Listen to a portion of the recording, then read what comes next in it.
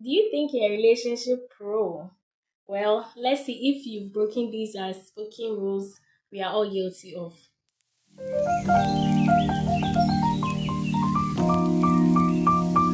The very first one is the mind reading myth. Sweetheart, your partner doesn't know what's going on in your head. And so don't blame them if they miss out on certain things.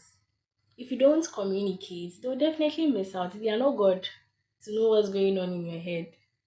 I'm sure most of us are guilty of this. In fact, I'm number one. Hands up. And I'm sorry, from today onwards, I'm going to change. And so you have to change as well. Okay. The next thing is neglecting thank yous. We all know that small acts matter, right? And so if your partner does something little for you, it doesn't really matter how small it is. But just say thank you.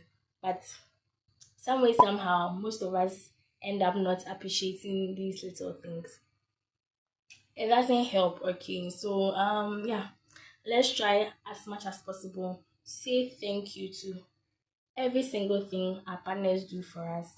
I mean, it doesn't take anything from us. Hmm? Yeah. It doesn't make you less of a woman. It doesn't make you, I mean, nothing. Okay. So just say thank you. Appreciate your man. Appreciate your woman. The next thing is ignoring small issues. Most of the times, when we encounter little issues in our relationships or in our marriages, we tend to ignore them and then let them slide. But no, it's not a good habit. We have to try as much as possible to address them quickly and then calmly, okay? Yeah, because we want our relationships to thrive, right? So why do we try to like forget about these little things? We shouldn't forget that little drops of water make a mighty ocean. And so if we don't address these little issues, they will end up turning into big fights that might later on destroy the beautiful relationship we've built over time. Okay, so yeah, let's try as much as possible not to ignore little issues. So the next thing most of us are also guilty of is ignoring our partners and using our phones. Nope, that's not a good thing. We have to put a stop to it. Okay. If your partner is with you and the two of you are trying to have quality time together, or maybe your partner is trying to talk to you and things like that, you don't have to be using your phone. Like, what's that? Most of us these days are so addicted to our phones to the extent that we cherish it so much we can't even let the phones go for just a second. No, it's not supposed to be so. Okay, let's appreciate the presence of our partners. Let's appreciate the time we have set aside for just us. Okay, and enjoy the quality time, enjoy the bond and everything. It makes the relationship beautiful. Why are you always on your phone? First of all, tell me, why are you always on your phone? Please put a stop to it. Okay. Because it is screaming, I don't care. I don't appreciate your presence. In fact, go away from me. Which isn't a good thing, right? Let's do well to put our phones aside when our partners are with us and are trying to talk to us. This other point, I like it so much, and it's when we try to avoid vulnerability. We don't have to do that. Why would you want to pretend everything is fine when it is not? It doesn't mean you are weak or anything. Try as much as possible to open up to your partner. Let them know, sweetheart, today I didn't have a good time at work. Today this is what happened. Today that. Or I don't know what's going on, but I think I'm not feeling the vibe. Just let them know. It doesn't take anything away from you. It doesn't mean you are weak. In fact, a lot of men actually do this. They pretend everything is fine when everything is not. They try to, in our culture, be the men in the relation, whatever, whatever. Please, let's stop that. Okay. I know a lot of men are guilty of this. And yeah, some women too. But no, it's not healthy for our relationships. It's not healthy for our marriages. Okay.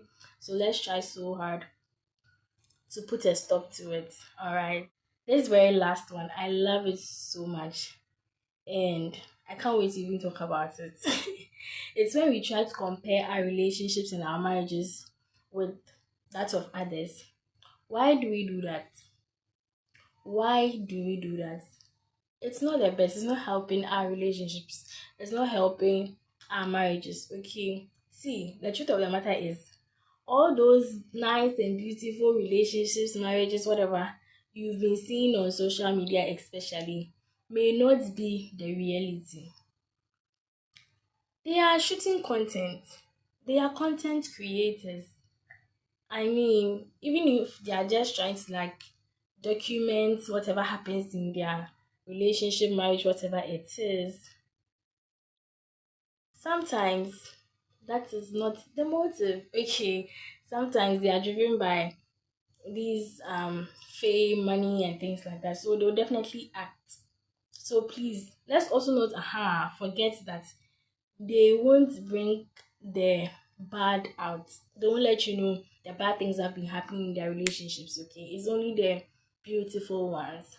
But remember that no single relationship is perfect on this planet Earth.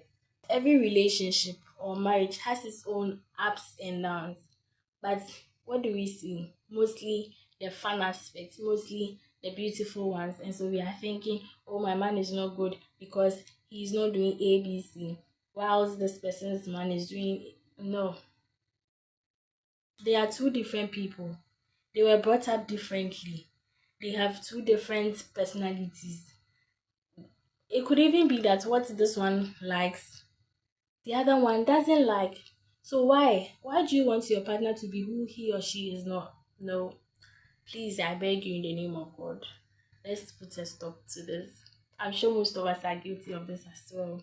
Anyway, relationships thrive when we respect these unspoken rules, okay? And so, if you want to build a beautiful relationship, if you want to build beautiful marriages, let's try as much as possible not to break these rules. Are there any that you are guilty of? Please let me know in the comments, and I'll catch you in my next one. Until then, bye.